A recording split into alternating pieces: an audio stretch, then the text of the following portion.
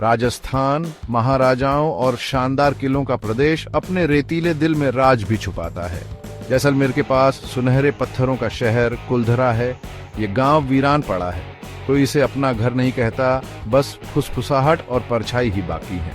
कुलधरा बस एक खाली खंडहर नहीं है। स्थानीय लोग कहते हैं कि यह शापित है। सदियों पहले रातों रात इसके लोगों ने इसे छोड़ दिया था।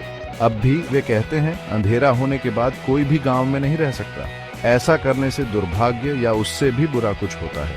कुलधरा में क्या हुआ, इसके बारे में कई कहानियां हैं। कुछ कहते हैं कि इस पर हमला हुआ था, तो कुछ कहते हैं कि कोई प्राकृतिक आपदा आई थी। लेकिन सबसे आम कहानी लालच, अभिमान और अज्ञात में एक हताश उड़ान की है। कुलधरा कभी एक समृद्ध जगह थी, पालीवाल ब्राह्मणों का घर।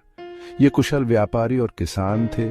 अपनी ईमानदारी और कड़ी मेहनत के लिए जाने जाते थे। उन्होंने अच्छे घर बनाए, जिनके अवशेष आज भी खड़े हैं। कुएं पानी उपलब्ध कराते थे और गांव रेगिस्तान में एक आश्रय स्थल था। वर्षों तक पालीवाल शांति से रहे, लेकिन उनका भाग्य शासकों की इच्छाओं से बंधा था। जैसलमेर उस समय के राजस्थान की तरह राजाओं और उनके दरबारियों, शक्ति और महत्वाकांक्षा वाले लोगों द्वारा शासित था। कहते हैं उस समय का शासक सलीम सिंह था। वह अपनी क्रूरता और अतृप्त लालच के लिए जाना जाता था। सलीम सिंह ने कुलधरा की दौलत और उससे भी महत्वपूर्ण बात, गांव के मुखिया की बेटी की सुंदरता के बारे में सुना। सलीम सिंह मुखिया की बेटी को अपने हरम में चाहता था। उसने अपने आदमियों को गांव भेजा, ये मांग करते हुए कि उसे सौंप दिया जाए। पालीवाल घमंडी थे और उन्होंने मना कर दिया। वे अपने सम्मान को सबसे ऊपर रखते थे। वे राजा को नाराज करने के खतरों को जानते थे, लेकिन उनका सामना करने के लिए तैयार थे।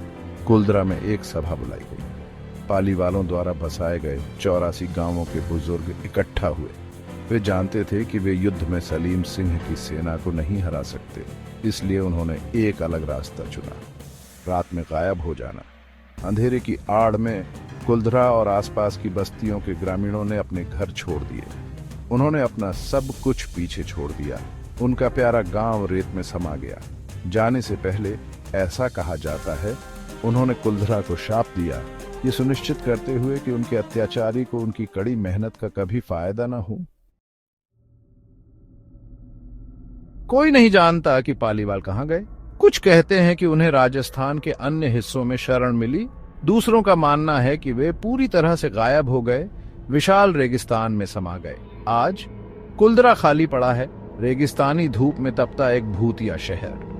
पर्यटक खंडहर घरों और ढहते हुए मंदिर को देखने, किंवदंतियों को सुनने आते हैं। कुछ कहते हैं कि वे गांव के भीतर असहज महसूस करते हैं, एक उदासी और बेचैनी की भावना। दूसरों का दावा है कि उन्होंने खिड़कियों में रोशनी देखी है या ऐसे कदमों की आहट सुनी है जब आसपास कोई नहीं है। कुलधरा वास्तव में शापित है या नहीं, ये एक रहस्य बना हुआ है। लेकिन कहानी लालच की शक्ति, अवज्ञा के साहस और समय की रेत के नीचे छिपे स्थायी रहस्यों की याद दिलाती है।